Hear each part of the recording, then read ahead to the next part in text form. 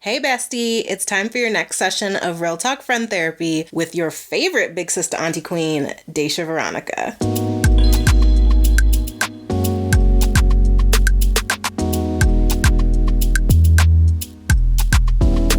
What up besties? I hope you are having a great week so far. Mine started out well. I had a job interview, which I was super excited about. It was for a company I really liked, but unfortunately, they decided not to move forward with me, which is a bummer. I just found out. But again, I always take these moments to really acknowledge how much I've grown as a person. Younger me? I used to take rejection so personally, and it would just, it would tank my whole week, maybe even my whole month. But now I acknowledge that it sucks and I'll take a few hours to lick my wounds, but then I'm just on to the next one, back to the grind. And it's like I don't even have the capacity or even the desire to wallow in my sadness anymore, which obviously I love, because let me tell you, I swear in my past, I thought I might be slightly masochistic because I don't know if anyone else has ever felt like this, but I loved being mean to myself. It's like I would just be so fucking hard on myself, and I just would use any type of failure or rejection to just really let myself have it and say the most awful things to myself. It was like I got a high off of being such a bitch to myself. And I swear, sometimes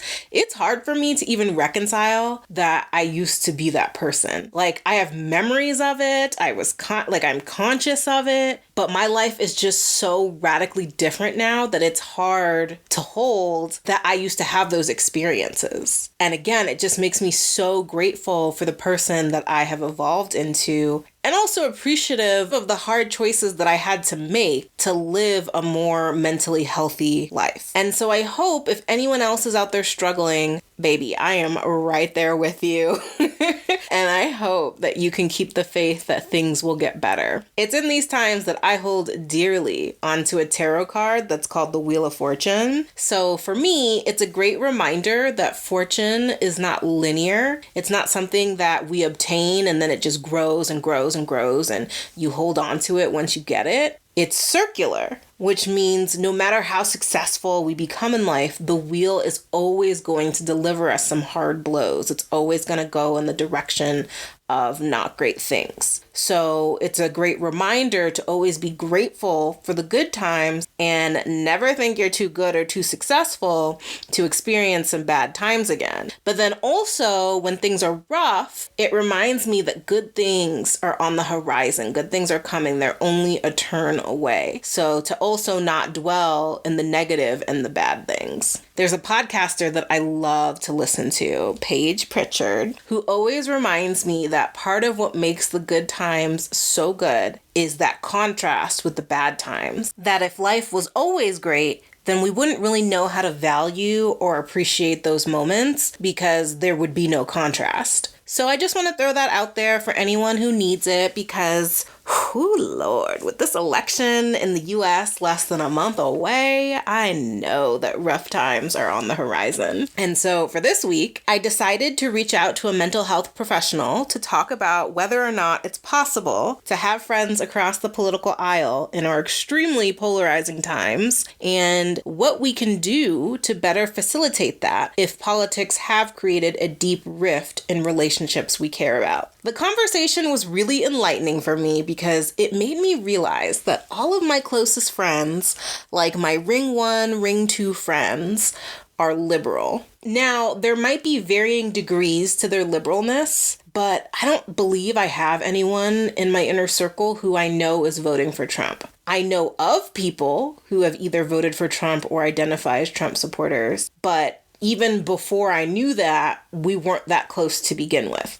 I think the closest person I know is a guy that one of my besties is dating, and it's been really interesting with him. 1, because he's brown, but 2, I don't think he would identify as a full-on Trump supporter, but I think he is really enamored by Trump's performance of being a strongman. And I say performance because from my perspective, it's a performance. And if I'm being for real, like not even a good one, but...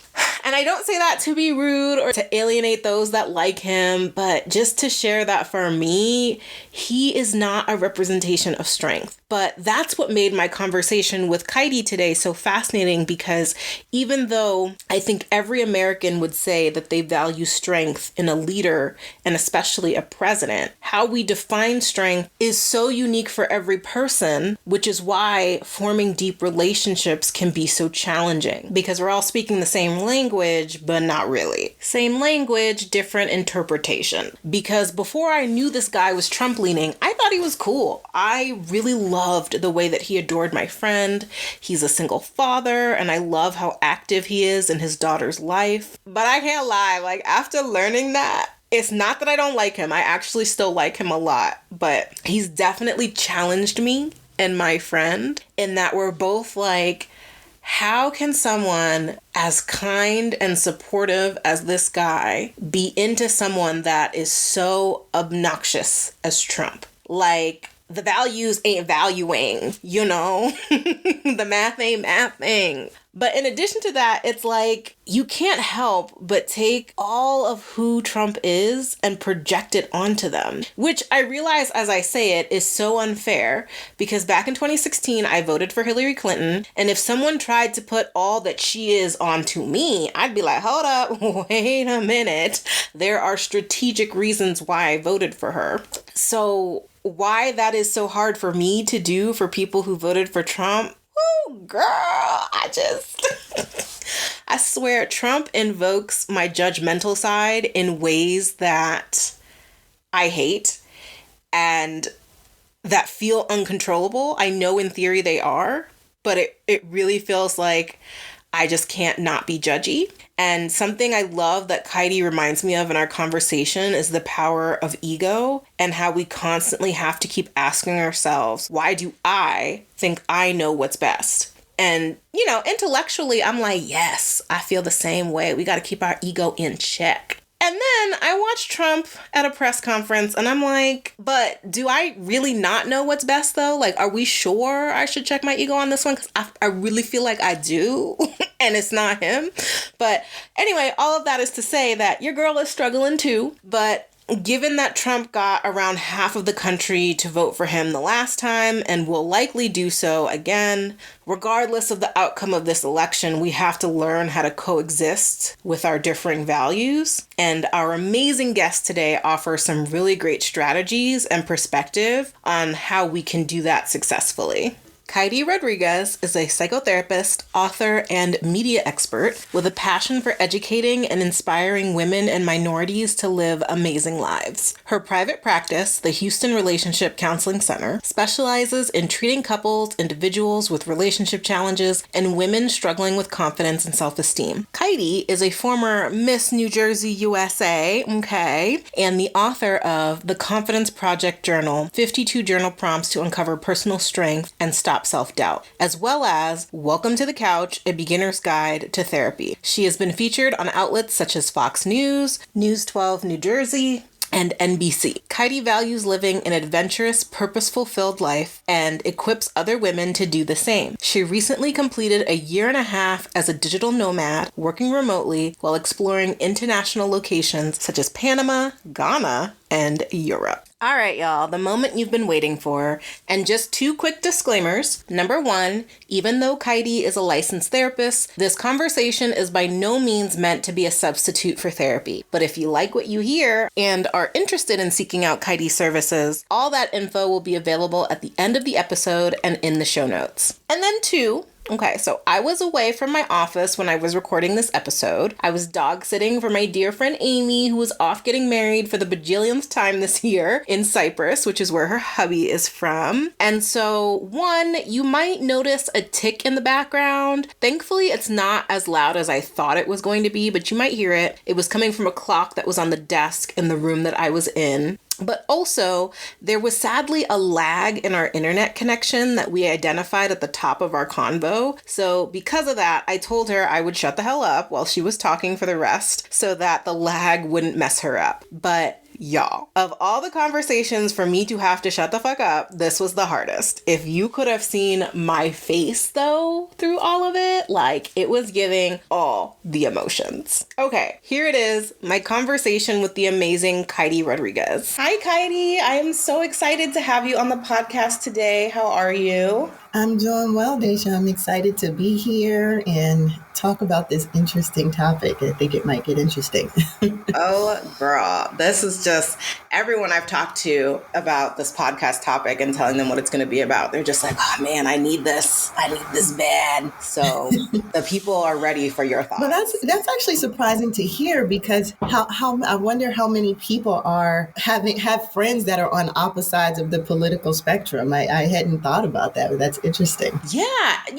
I find it because I think that even though we're talking about friendship, I think there are a lot of people that'll utilize this episode for other relationships as well. Because, like I know someone that's in a romantic relationship that's having this problem. There are people that have family. And so I also think some people are just they're taking it on as like, because at the end of the day, somebody's going to win in November. And from what we've seen from the last election, 50% of the country is for one side and 50% is the other. And so I think people just know that they're going to come into contact with somebody who is pro the other side. And so I think it's kind of like, how do we coexist after this? Right.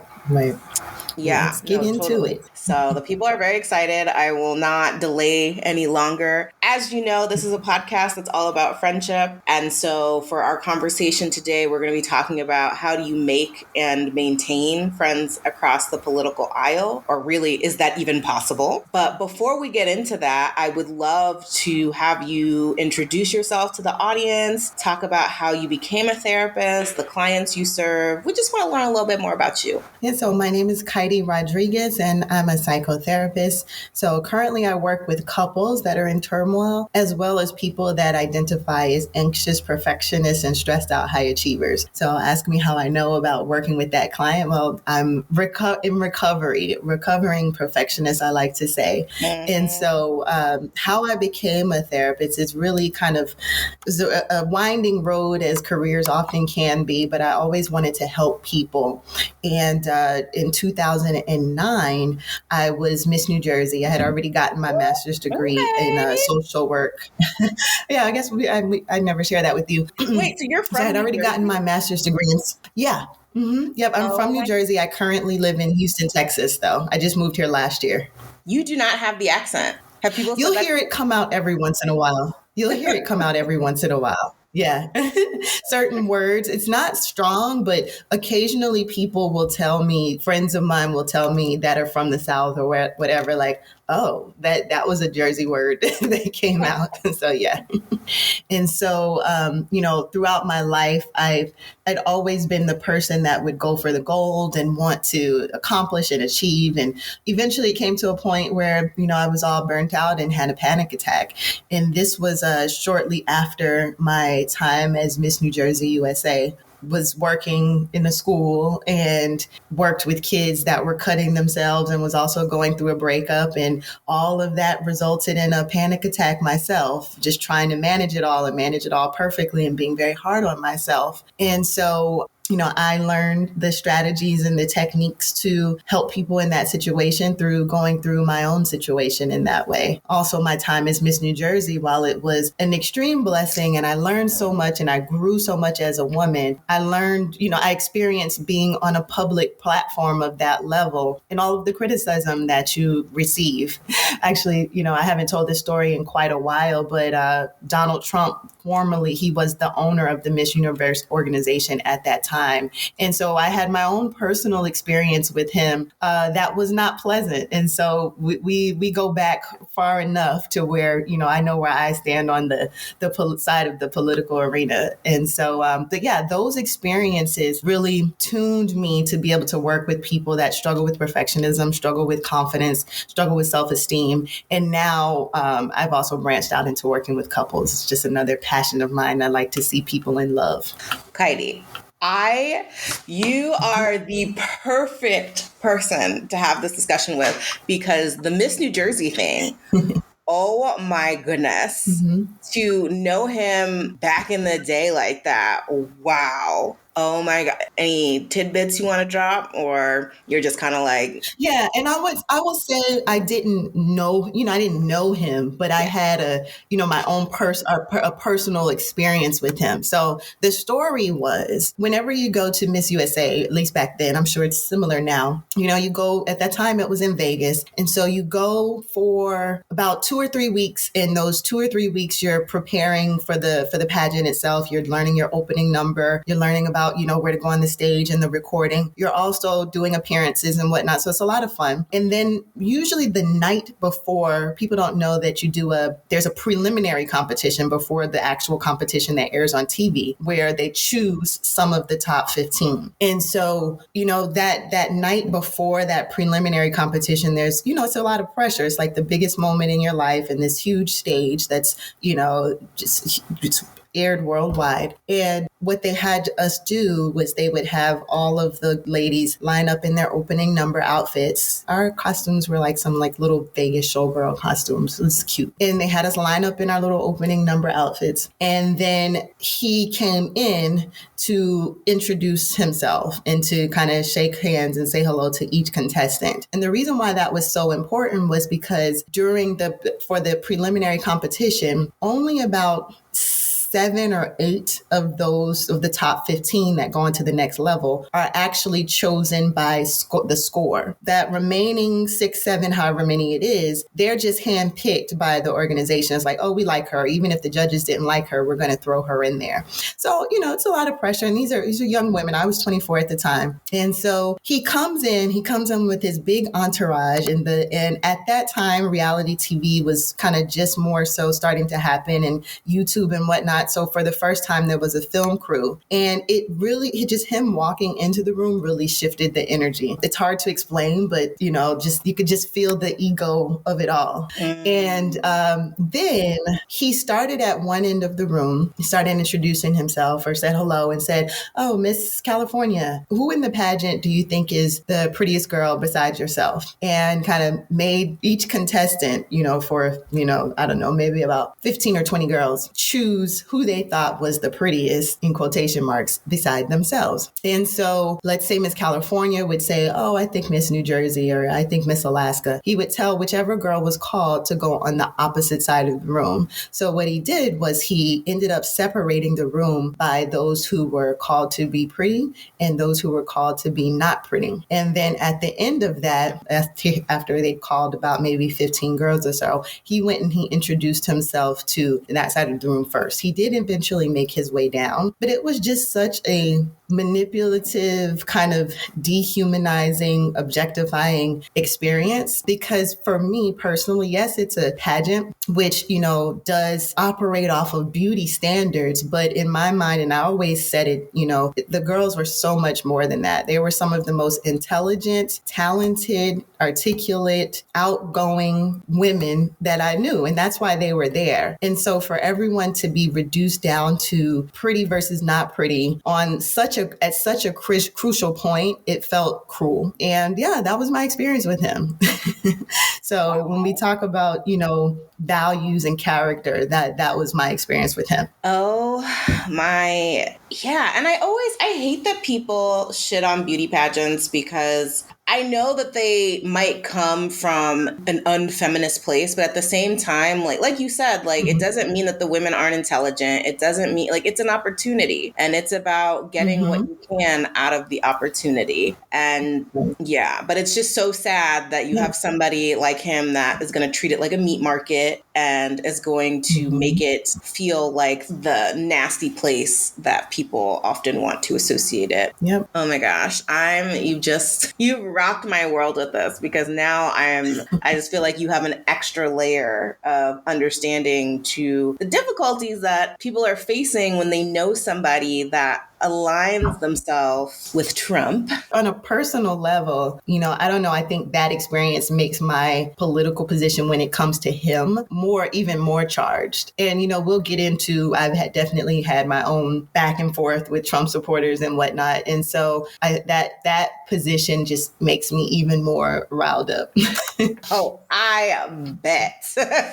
Yeah, I resonate so strongly with your background of, being a recovering perfectionist and just putting so much pressure on yourself. I feel like as Black women, especially, I don't think that that's something that people talk about as being in our personality, but I definitely think that Black women can be super perfectionist and hard on themselves because the world is so hard on them. Yeah, I would venture to say that, I don't know what percentage, but a huge percentage of Black women in corporate America likely struggle with perfectionism. Yeah, it was definitely a big thing for me, especially when I was younger, because I went to a predominantly white private high school. And it's interesting though, because it's not like I didn't feel like these kids were better than me, but I've always just had a natural desire to feel like I need to be the best. And within that environment, everybody felt that way. Whereas like where I went to middle school, kids were just kind of like, whatever, like it just the energy wasn't the same. Whereas now I was in a level of everybody is trying to work their hardest to be the best. And that was very challenging, especially considering that I didn't come from money like a lot of those kids. And for a private school, I think that I definitely could have been in a worse environment, but I felt so much pressure to be top tier. Right. And I think it's an American thing, but particularly a Black American thing to associate your value or your work with your value, your achievements with your value. And that goes back to, there's a level of generational trauma that can often be tied to of when our value as Black people was tied to how much we could bring in, cotton and work and labor and all of that. And so I think there's a genetic kind of, not genetic, but it's wired into our DNA through our experience. Yeah, I've read or heard that we carry our trauma through. It's hard to. I say genetics, but like it's our genetics. It's epigenetics. Yeah. It's Okay. All right. So I think I know the answer to this question, but I'm still very curious from your perspective. Is it even possible to have a long-lasting and successful relationship with people who have very different values from our own? Like, is this something that we should even be striving for, or am I wasting my time trying to think that this is possible? I definitely think that it is. I think that it's not easy. And I think that those kinds of relationships can be a mirror to yourself and potentially the things that you as an individual can work on. But I definitely think it's possible. Just like any relationship, as a couples therapist, I say your relationship is your mirror. It will show you, and the things that you didn't realize were there, the things that need to be worked out and ironed out, the things that are important to you. And so those relationships can be used as that mirror. And I think if both parties are invested enough, that's the thing. There has to be value and a level of commitment, even to the friendship, to work through it. Yeah, I think investment, when I hear you say that, I mean, that's the big part. All right. So with hearing you say that, I have a friend who's very interested in your thoughts on this, because when I told her what the episode was about, she said to me, do you actually think it's possible to have friends across the political aisle anymore? Because we're not arguing over things like the best way to fund public schools. We've now crossed into arguing over people's rights to exist and basic human rights. And so I'm curious what you think with that in the mix. Yeah. Again, I still think the answer is yes, because it goes back to the relationship and the investment in the relationship. So for example, personally, my brother, I don't think he's quite decided, but it's sounding like he's leaning towards Trump, right? And our background, I mean, we're half Puerto Rican and half African American, and we're both, brown skin. And so he's part of that growing population of Black men that are leaning towards Trump supporters. And I hate that fact, but I love him and I respect him and we respect each other. And so I'm not going to stop talking to my brother because he's a Trump supporter. But we just recently had a conversation maybe a week ago. It was actually our whole family. My mom and my dad and him in New Jersey called me because they were debating with him about something regarding the election. And so we often had these long debates about situations like this and things like this in politics, but we still love each other. I would never disown him or stop talking to him. I might need to take a break, in the conversation, but, because that love and that commitment to the relationship is there, I work through all of what he brings up because it brings up a lot.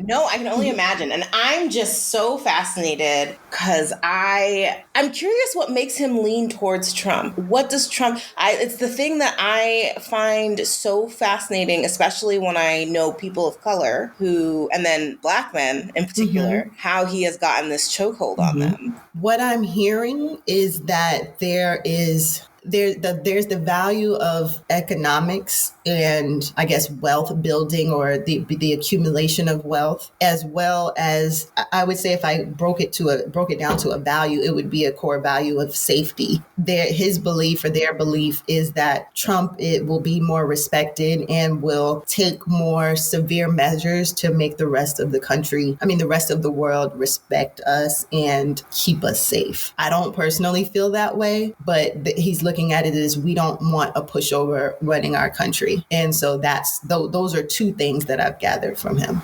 Okay. Interesting. And to be honest, like it makes me, so this kind of leads into one of my questions, because when I think about you and your brother, I can totally see how, there's a love there, there's a relationship there, there's a history there. And so when you have a history with someone and then you find out that they have different values from you, you've already invested so much in the relationship. So there's a better chance that you're going to fight for it or be able to want to work through those value differences. And so I'm curious because I have so many questions. I do. And I'm like, is it of value for me to seek out people who have differing values from me? Are there benefits to that? To seek out in what capacity? Again, like, would it make sense for me? So I identify as a liberal leaning independent. And it's so funny because I have a lot of friends that are like, independents don't exist. People know what they are. And I'm like, sure. And so would it be of value to me, or is there any value for me to seek out someone knowing that they are a Trump supporter and trying to be their friend? Are there value, or is there benefit that we don't know about in terms of like actively looking for someone who is different from us to be our friend? That's an interesting question. I think there is always value in having a different perspective and having a diverse circle. We've seen what being in silos in social media has done for our country. I think that, there was a documentary that came out a couple years ago about that. I can't remember the name of it. And it talked about how our algorithms really feed us and reinforce what we already believe. And as a result, our beliefs become more extreme and extreme and extreme. And so having people who are different from you so you can understand people with different values, because different values don't mean wrong. It is not wrong for someone to value wealth or finances, financial security. It's not wrong. It's just different. And so I think it's good for just development as a human being to have those types of relationships. But I wouldn't say to go and seek out a Trump supporter and try to be their friend. It's more of like,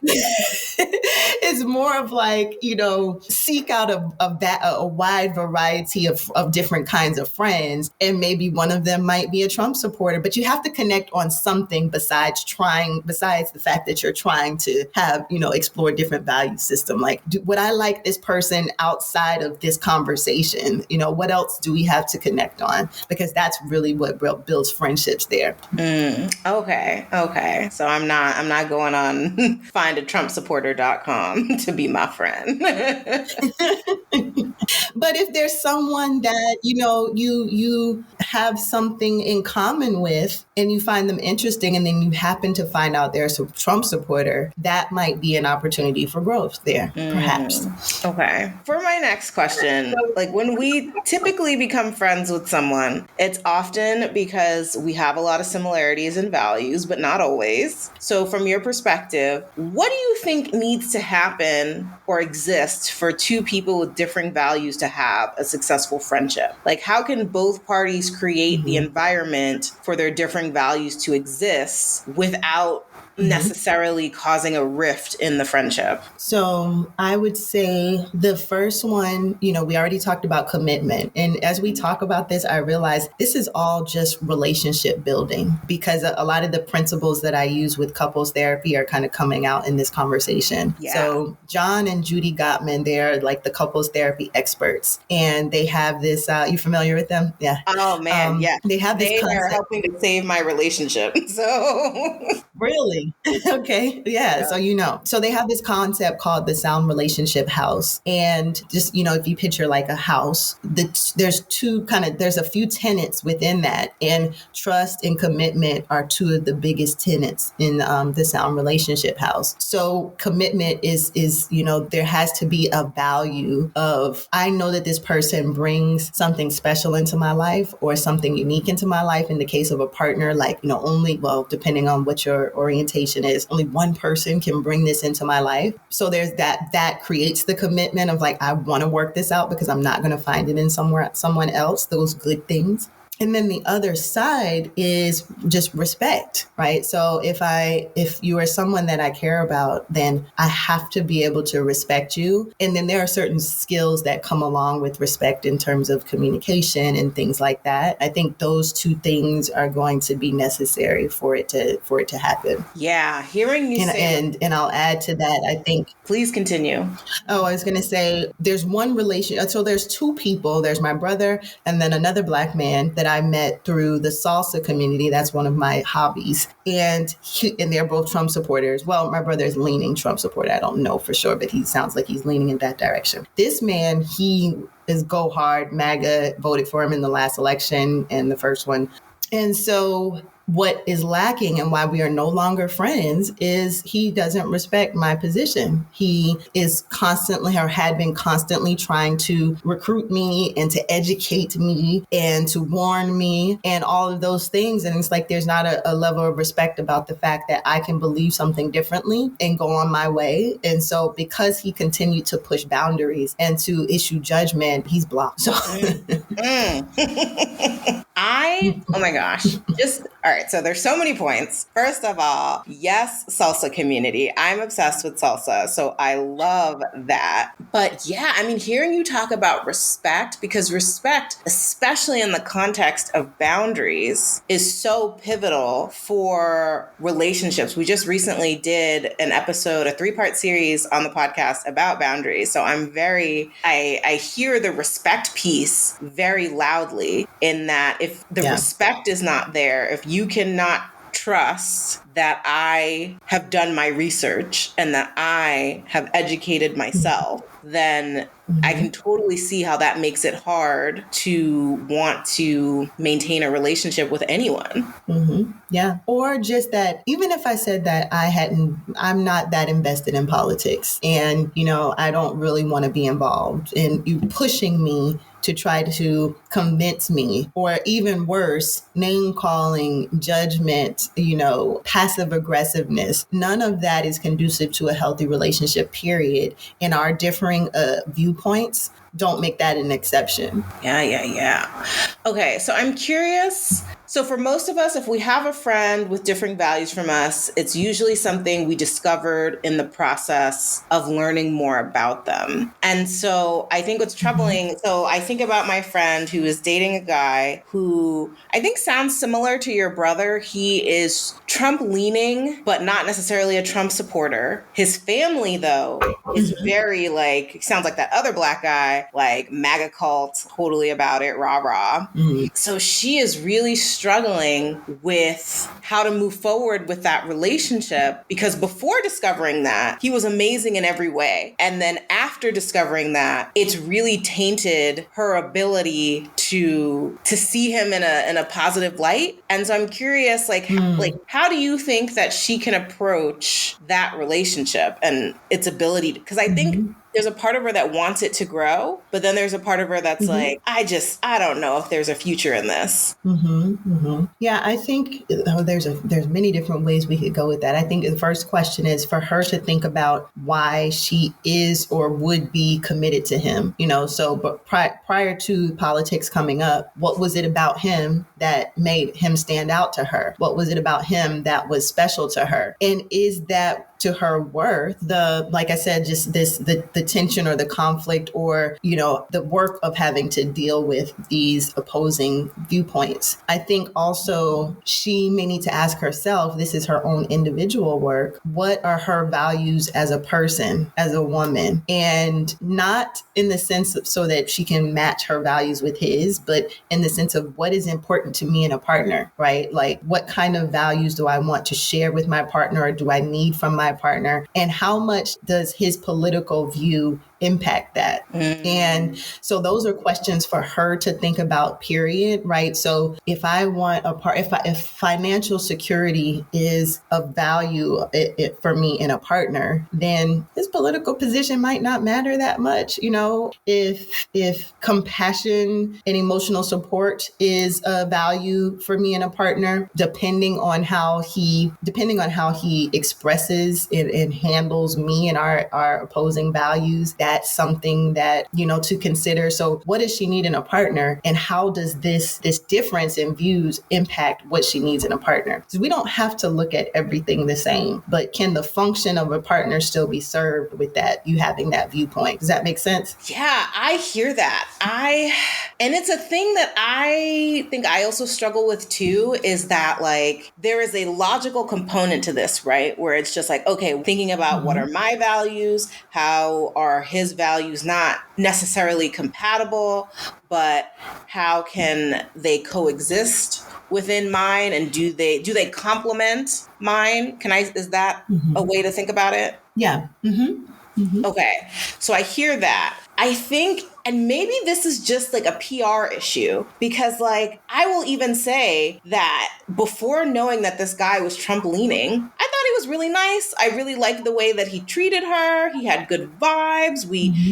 And then finding out about it, like it puts a twinge on it where I'm just like, oh.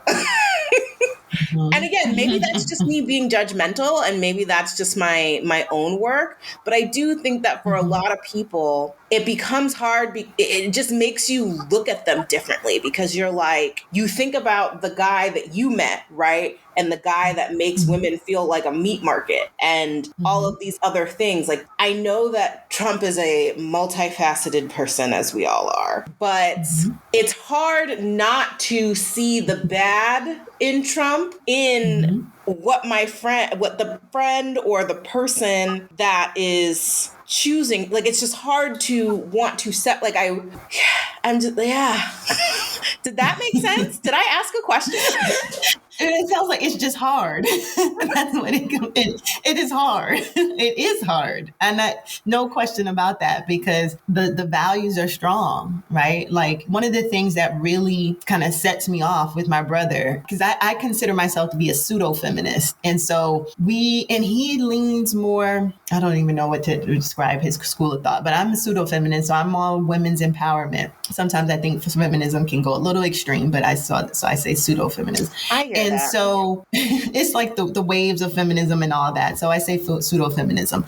But so one of the issues that I feel most passionately about is, abortion, obviously. And the fact that women are now in danger, not only who have chosen to have abortions, but women are now being turned down from medical care from different facilities, any facility that's not their own in certain states, because of liability issues. So this is an affront and a threat to the safety of all women, or will at least say women of childbearing age. And so I'm I'm like, if you care about women, period, if you care about, me and, your future wife or whoever, how could you not prioritize this? And, it challenges him. I don't know if it's convinced him, but it definitely challenges him. And that bothers me. It's like, how is this not important to you? Like, and then I want to start making the judgment calls, the selfish and this and that. I won't say it though, because it's not that simple. Yeah. Oh man. Just hearing you,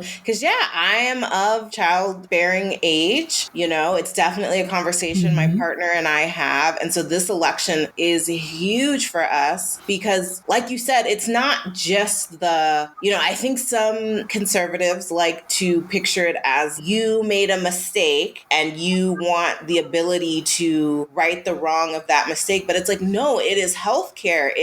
I was listening to the news and heard the story of a woman. She was like, I already have a kid. I cannot afford another child. Like, and again, it's not that there are people, like, everyone has their own reasons for it. But the fact that she basically died because she couldn't get the care, because as you said, there was the liability for the hospital, and that the hospital like debated for like 20 hours, like whether or not to give her the care, finally did it. And it was too late. Like, lives are literally on the line. And so, oh God, like I think the big part, it's the judgment. It's are you not educated? But like, that's such a loaded thing to do for someone. And again, it's the respect piece that I think that's so challenging. Right. And so this is where I say this situation is an opportunity for us to have a mirror and to do our own work. And this part is going to come out sounding harsh, not towards you, but just generally speaking, right? Like that judgment, that's our ego, assuming that we know best, we are best, all of that. And, some of the work that I do with my clients is called parts work, internal family system, inner child work. And it's all about looking at different parts of yourself or compartmentalizing the parts of yourself so that you can manage them, so that you can heal them, kind of get them into balance. And anytime that we are in a judgment part, we're not connected to our true self. We're not able to be good to ourselves or to others when we're in that judgment. And there's reasons that we go into it and reasons that make sense. Usually it's always around protection in one way or another. But that's an opportunity to check that part of ourselves and decide how we want to show up, at the very least for the sake of the relationship, or the sake of the kind of people that we want to be. Yeah. I'm curious, do you know where judgment kind of comes from? Like that desire to want to do it? Do you know where that derives from? So I would say it depends. Judgment towards ourself like I said, it's always some form of protection. So if I judge myself, then it's to tell myself not to do it again, not to try to get some behavior of mine in check. For another person, it's also protection in the sense of I have a fear that you're going to hurt me in some kind of a way. And so I would say it can be a number of things in that regard. It can be I have a fear you're going to hurt me in some kind of way, or I feel threatened in some kind of a way. It could be my ego or my security or my esteem feels threatened in some kind of way. So there's a number of different reasons, but it all goes back to some form of self-protection. Okay. And I think if we apply it to this situation, the judgment is, it's fear that if everyone has these values and our leadership has these values that are so different from mine, it could impact my life in a very real way. And that's real, that's valid. But if I think about it with my brother, it's not that simple, like I don't have to fear him directly. And, so it's like moving through those feelings slowly and bringing down some of the intensity, because as humans, our initial response or impulse is always to self-protect and to attack if necessary, but that won't allow for a healthy relationship. Yeah. I know fear is such a complicated emotion because fear has a chokehold on us that I think can make us do very irrational or not things in our best interest. And I'm curious, like, are there strategies to help manage our fear? Because I do think that that's a big thing. Like, when I think about you saying, like, it's a fear that you're going to hurt me. And, like, yeah, that feels real. But also, you know, fear, it just can also come from such an irrational place. And so I'm curious if there are any strategies for us to be able to help keep our fear in check when faced with a value that someone has that's scary. Yeah. Yeah. And as we talk about it, I realize that I think fear is driving this whole thing on both sides. If you talk to, I feel like the extreme Republicans or the extreme Trump supporters, they're fearful too, you know, different from my fear. But it's, so you have two sides that are in fight or flight mode, basically. And fear it's one of our most primitive emotions. It's very intense and it's very basic. And when we are in fear, we go back to kind of primal ways of being. Our prefrontal cortex and our ability to think and to reason kind of fades away, or it's reduced, I'll say. We start thinking more with our amygdala, which is the back of the brain, fight or flight. And so part of the way that we work with fear is one, by slowing down and by physiologically calming ourselves down. You know, let's say you're in the middle of a heated debate or you feel it rising up in you where you're hearing what this other person is saying and you don't agree. It may feel like anger, but anger is often driven by fear too. But either one, there's a slowing down that you can do, the deep breathing. That's always the first thing. And not just taking one or two deep breaths, but really learning how to deep breathe. You can Google it, diaphragmatic breathing, belly breathing, for a good 2 minutes or so. That helps to take you out of fight or flight mode. So that's just one quick, brief, tip that I would throw in there. And there are many other ways, you can get grounding. So grounding is when we calm ourselves down by connecting with anything involving our physical senses. So if it's cold outside, I might go outside without a jacket on to just calm my body down physiologically. Or I may pet my dog, and that connects me to that sense of touch. And these are just very small ways to, like I said, take us out of that fight or flight mode and bring us back into the present moment. Because in the present moment, you're okay. Fear really is to be reserved for fighting off attackers or warding off. But, we tend to, the way our brains work is it starts to apply to all kinds of things. And that's why we have anxiety and things like that. And so slowing down and learning to manage that emotion is very helpful. Yeah, that's actually a big thing that I've been learning in therapy as well. Learning how to, so my boyfriend and I are in couples therapy, and learning how to just to say what I'm feeling, but not just to be feeling what I'm feeling, because I feel like when I'm just feeling, that's when I start to yell. That's when I start to be talking out my neck, all that stuff, versus my therapist, she taught me this arm thing to do. And it helps me speak slower. Because then when I speak slower, I can literally feel everything just, it's like I'm back in my body. Yeah. I love that. And I think it's definitely an important thing for people to keep in mind when they're in heated discussions. There's in the Gottman, I just thought about it. There's a Gottman, in the Gottman couples therapy, there's a concept called flooding. And it's literally the word to describe when you go into fight or flight mode, when your heart is racing and your mind is going really quickly and maybe you feel hot.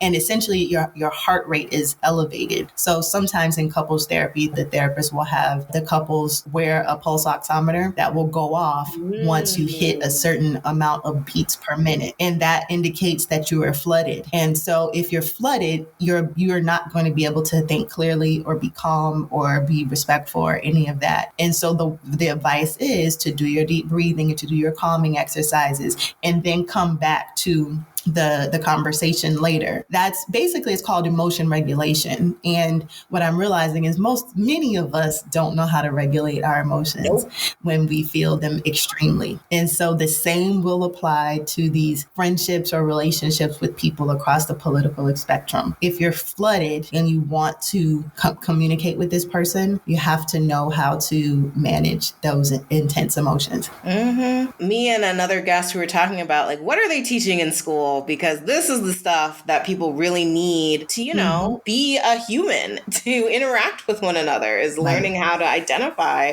when we're flooded. Yep, absolutely. Okay, so I'm not a Swiftie by any means. However, Homegirl is always in the zeitgeist, and I feel like she's been amplified ever since she started dating Travis Kelce, who's a football player. But a recent talking point that has caught my attention about her is how her fans are divided over her relationship with Brittany Mahomes, who's the wife of the quarterback for the team that Kelce is on. Because Mahomes kind of like subtly, but not so subtly, outed herself as a Trump supporter. So my question with this one is, do you think it's possible to have a deep, meaningful friendship with a Trump supporter, or will it only ever be surface level? Like, would Taylor and Brittany truly be able to be best friends? And then how might someone try to maintain that relationship with the Trump supporter?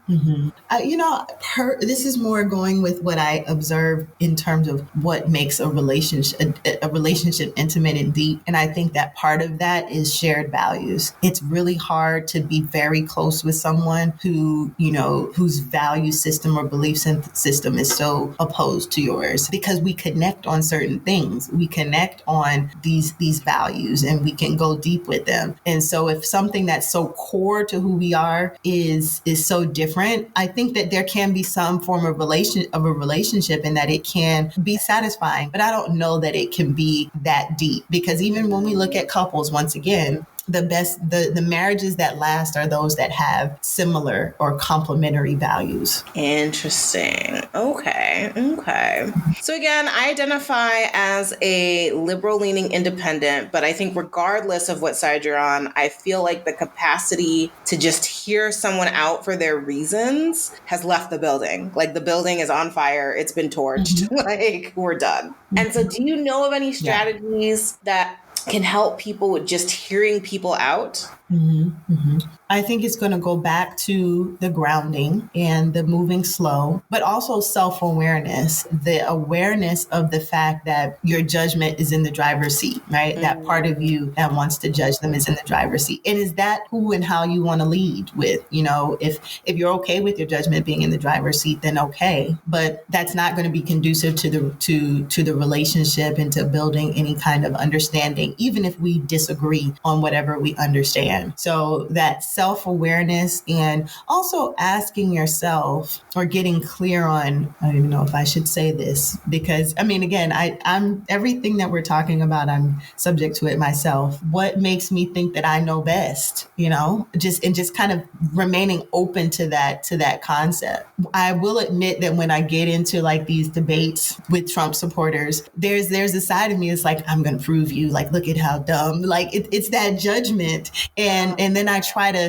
reel it back in and say, I'm not better than this person. It's like this, what did we call it? Righteous indignation, or righteous anger, that says like, I'm better. And that's ego driven too. And it's human. Like, it's never, that part of me is never going to go, but I don't want to be leading with that all the time, because that's also what, when you think about it, Trump supporters lead with that too, right? Like you should have known better than to get pregnant by, you need to take care of your responsibility. You see it coming out right now. That's my judgment coming out right there, right? It's on both sides. And if both sides are doing those same things and kind of allowing ourselves to be just led by our fears and our lowest level human function, then we're going to be at war. And I think what I love hearing you say is that we have a choice. It's just something that we have to learn how to identify. Like you said, like, it's like, oh, I'm feeling judgment. I'm feeling anger. Right. I'm feeling whatever it is. And then asking ourselves in that moment, is this how I want to lead this conversation? Is this what I think is actually going to be the most productive? And I think that's the thing that a lot of us struggle with, is trying to remind ourselves that we have choices. There are options. We create the life that we want. Right. Yeah. Like, even, as we're talking about this, I'm a person that values relationships. So it's interesting that you reached out to me to do this, because I really value relationships, whether it be romantic or friendship. I value compassion and understanding. And so I have even had clients that talk to me about their own racism, as a Black woman, and somehow I'm able to work through it myself. But I can't tell you that you need to be patient with the Trump supporter. I can't tell you that you need to value compassion, right? Like that's your decision to make based off of your life, what you've been through. And so you can decide if you want to work through the judgment and you want to work through whatever, but I can't tell you that you should. And similarly, we have to check ourselves when we're trying to tell someone else to what to value, because, and that's, I think that's part of the core of some of these divisions, is we're trying to impose our beliefs onto someone else. And our beliefs and our values come from our experiences, right? And so not to say that our experiences make them right or whatever it might be. You know, if you have, you come from an experience that says to devalue women or to devalue Black people, you know, doesn't make it right, but it's your experience that you have to work through in your own time. And if I try to make that demand on you, it's not going to get you there any quicker. So you have to arrive at your value in your own time. And that's why that experience with that guy in the salsa community is like, you can't force me to believe what you believe and to want what you want. It's just not going to happen. No, exactly. It kind of reminds me of people who are religious and they're trying to kind of like get you to go to church. And I'm just kind of like, I respect that church has a place for you and that it means something for you. I just don't understand why you think that I need to, like, why does it have value for you if I go, you know? Mm-hmm. Because there's a belief that I know what's best for you. And that just doesn't tend to work out so well with human beings. Yeah, 1,000%. And it's like, when I think about it in the church context, I'm like, oh, bet. But then, so it's like, for me, I know I'm like, okay, I just need to think about myself as that pushy church person when I meet someone that's a Trump supporter. Yeah. Okay, so we've talked about fear, and in particular, I find that there's this very deep-seated fear in our culture about trying to understand our opposition, and that if we understand them, or at least try to understand them, then it means that we agree with them, which I don't think is true. And so I'm curious, where do you think this comes from? Where does the belief that if we understand our opposition, we're agreeing with them, where does that belief come from? Yeah, where do you think that comes from? I think that would just be a lack of knowledge and just how people and human beings work and human behavior. Because some would also argue that in order to know how to defeat the opponent, you have to understand them and you have to know them better than they know themselves, because you can kind of get ahead of them. So that's just, I would say, just ignorance, truthfully.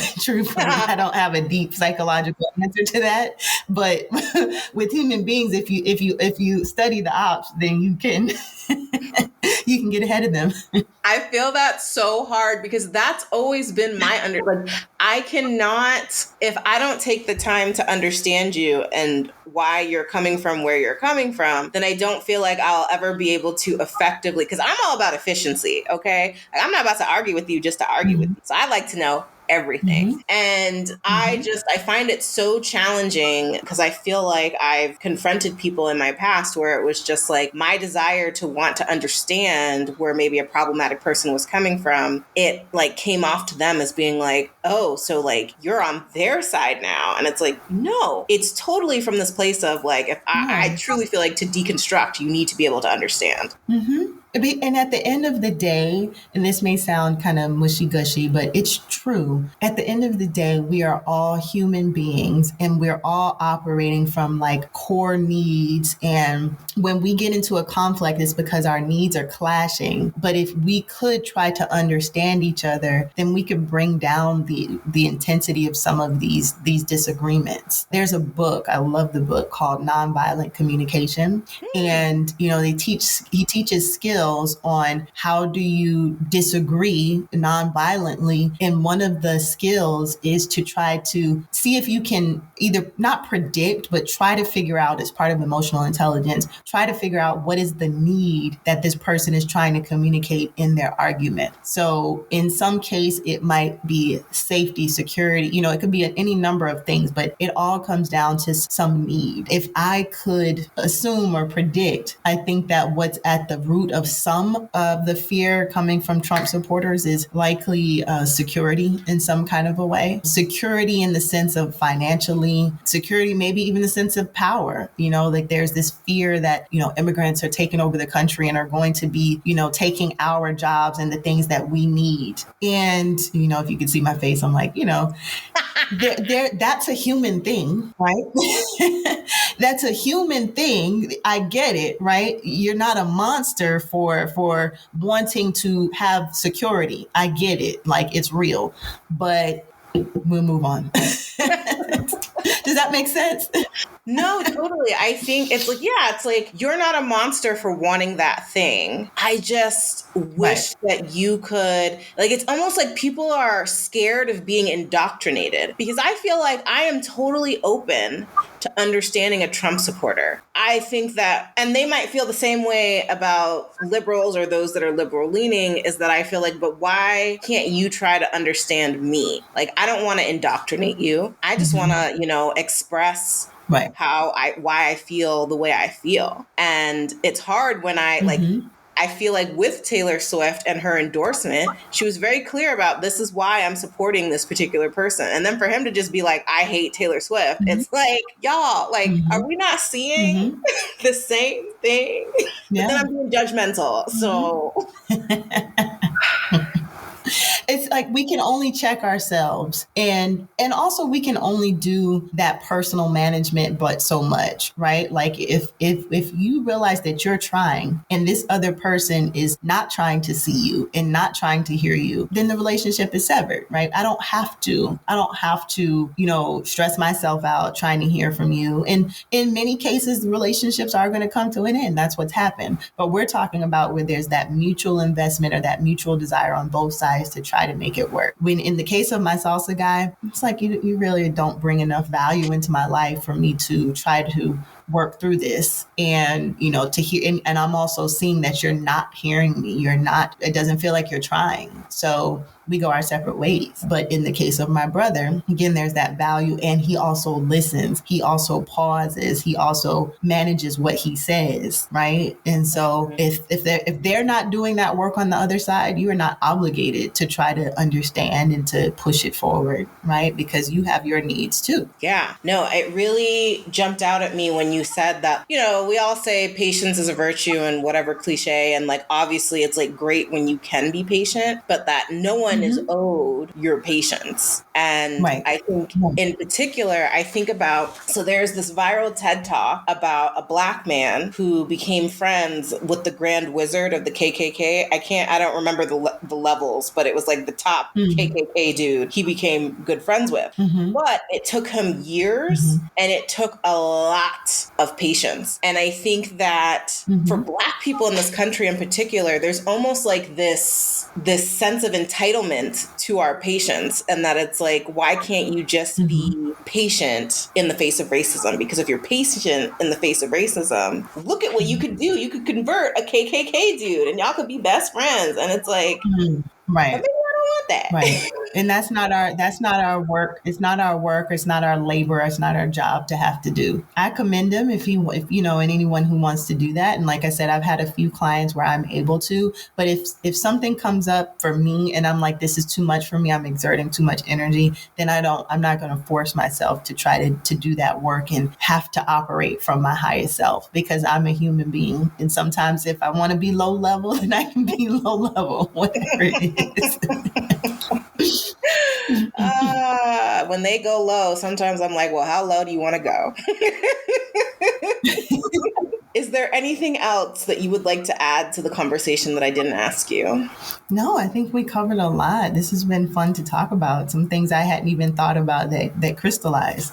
Yeah, no, I really love it. And I just feel like you have so much perspective, both having met Trump in person, having a family member, but then also someone else in your community. I honestly feel like you've engaged with them way more than, and again, it's not that I'm against it. I think it was one of those things for me where I kind of feel like I'm in a little bit of an echo chamber. And so it's one of those things where it's how hard do I seek out that diversity of thought because I think it's important. Mm-hmm. But what I got from this conversation is that like other values need to be there before, like I can't just prioritize looking for someone just because I want to have someone that thinks differently. Mm-hmm.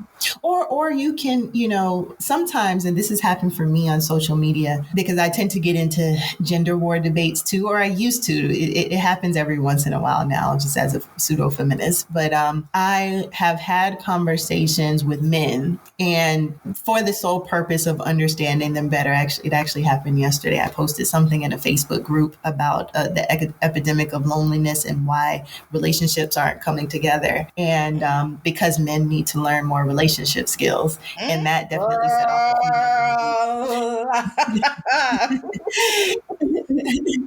yeah, so that set off so a few men in the group, not many, but one in particular sent me a DM. And at first we were definitely clashing heads, but then eventually we started to hear each other, and it ended up leading to a phone conversation. So what I would say is, I don't think it's a bad idea if you have the capacity. Let's say there's someone that you know loosely, or an acquaintance, or someone through social media, and you ask them like, hey, I want to understand people who support Trump. I want to understand you guys better. Do you mind if we have a conversation? But and that is an opportunity for you to work on all these skills that we talked about, right? Non-judgment, curiosity, grounding, coming out of fear mode, self-awareness. Sometimes I do it because I know it makes me practice my emotion regulation. Like I call it throw chairs in the room. So I will go into these spaces and I stir up the pot with something that's kind of controversial with people that I know they're going to disagree with me. And then I say, let me practice my ability to regulate and to relate on these things. I'm just weird like that. Like I like to,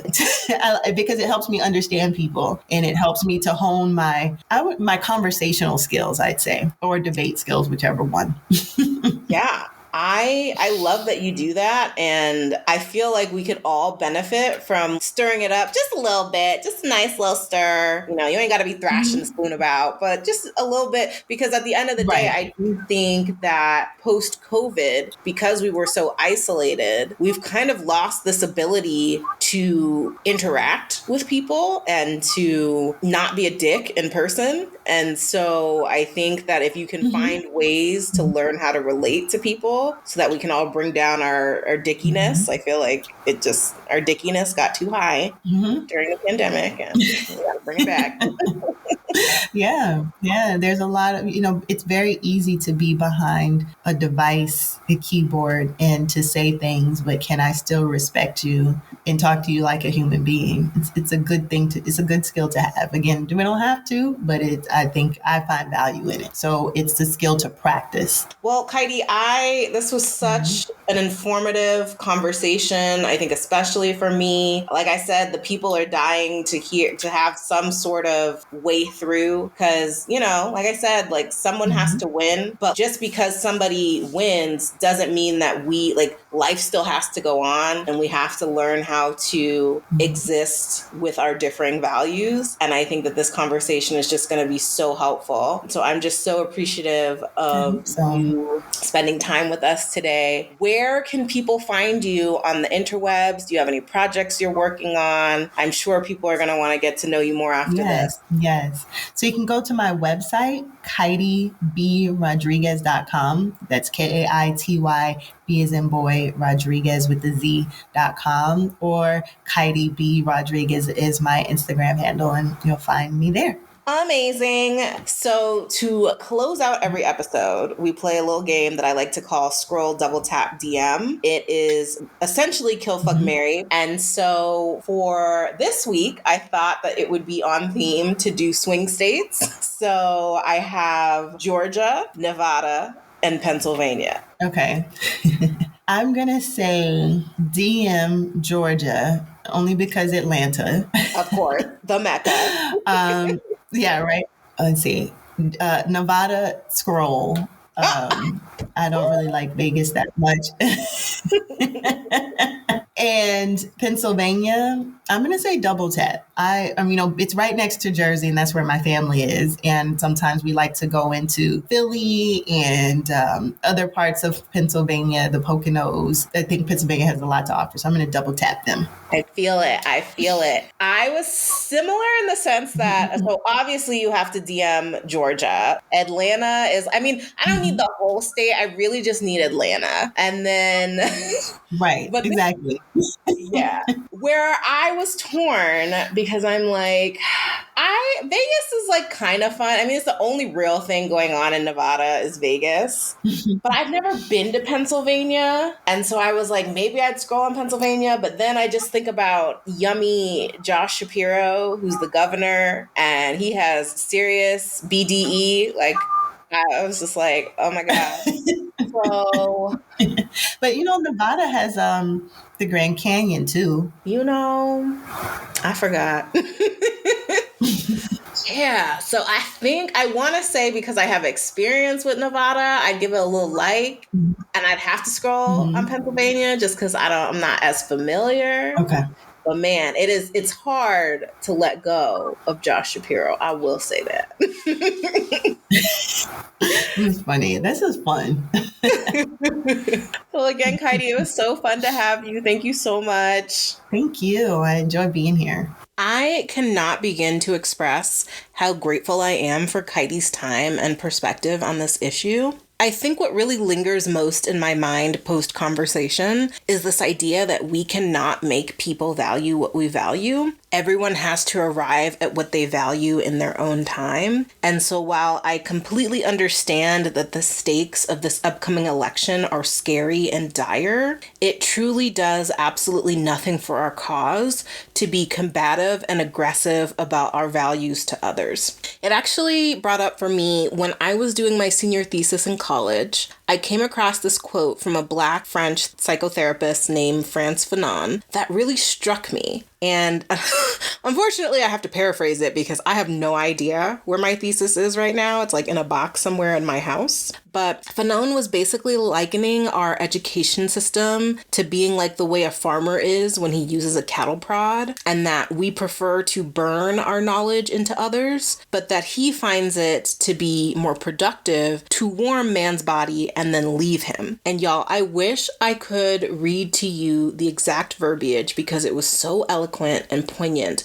but my terrible paraphrasing will have to do for now because I cannot find it online. But it was in his book called Black Skin, White Masks. And I just remember being so struck by the visuals of this metaphor because he is so right that in our culture, we feel the need to harshly educate one another in a way that is so unproductive and actually just ends up causing people to double down in their beliefs. And just as Kaity said, I am not saying at all, okay, that you have to lead with compassion. But I will say that after discovering that Fanon quote, I try, and the key word here is try, to always share my beliefs from a place of warming rather than burning my opposition. So, with all that, I hope it helps as we try to navigate these trying times. As always, if you are having any thoughts, feelings, or revelations that you want to share with me, please feel free to hit me up on social media, within our free Facebook group, or on our exclusive Patreon, where so many great bonuses are coming your way soon.